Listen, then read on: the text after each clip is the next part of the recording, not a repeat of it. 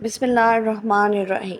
کاندھلا میں ایک مرتبہ ایک زمین کا ٹکڑا تھا جس پر جھگڑا چل رہا تھا۔ مسلمان کہتا تھا کہ یہ ہمارا ہے، ہندو کہتا تھا کہ یہ ہمارا ہے۔ چنانچہ مقدمہ بن گیا، انگریز کی عدالت میں پہنچا۔ جب مقدمہ آگے بڑھا تو مسلمان نے اعلان کر دیا کہ یہ زمین کا ٹکڑا مجھے ملا ہے تو میں مسجد بناؤں گا۔ ہندو نے جب یہ سنا تو اس نے ضد میں کہہ دیا کہ یہ ٹکڑا اگر ہمیں ملا تو ہم اس پر مندر بناؤں گا۔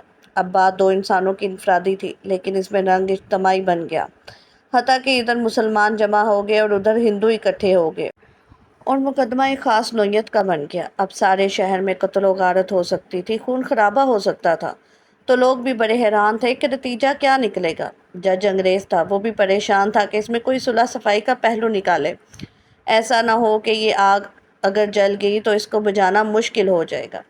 جج نے مقدمہ سننے کی بجائے ایک تجویز پیش کی کہ کوئی ایسی صورت ہے کہ آپ لوگ آپس میں بات چیت کے ذریعے مسئلے کا حل نکال لیں۔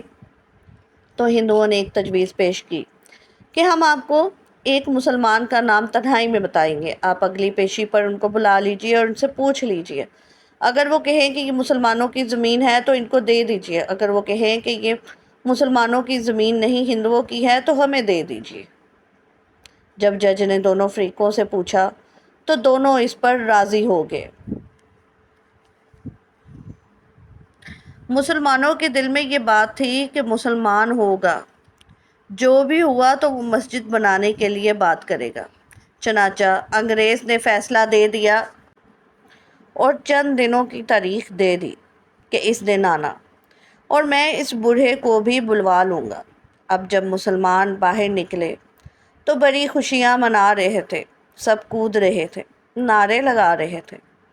ہندوؤں نے پوچھا اپنے لوگوں سے کہ تم نے کیا کہا ہے؟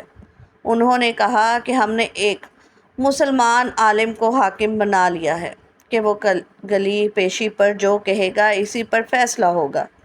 اب ہندوؤں کے دل مرجھا گئے اور مسلمان خوشیوں سے پھولے نہیں سماتے تھے، لیکن انتظار میں تھے کہ اگلی پیشی میں کیا ہوتا ہے۔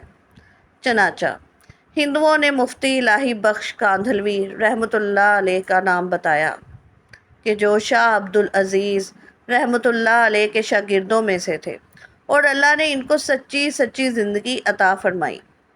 مسلمانوں نے دیکھا کہ مفتی صاحب تشریف لائے ہیں تو سوچنے لگے کہ مفتی صاحب تو مسجد کی ضروریات کریں گے۔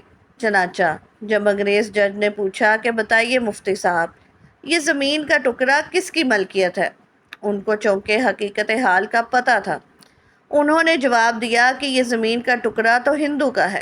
اب جب انہوں نے کہا کہ یہ ہندو کا ہے تو انگریز جج نے اگلی بات پوچھی کہ کیا اب ہندو لوگ اس کے اوپر مندر تعمیر کر سکتے ہیں؟